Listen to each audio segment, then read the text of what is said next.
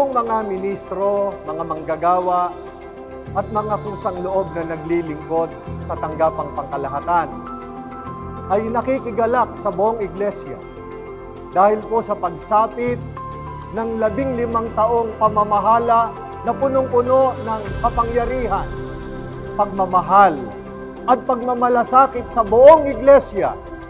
Pati na Eduardo V. Manalo, mahal na mahal po namin kayo!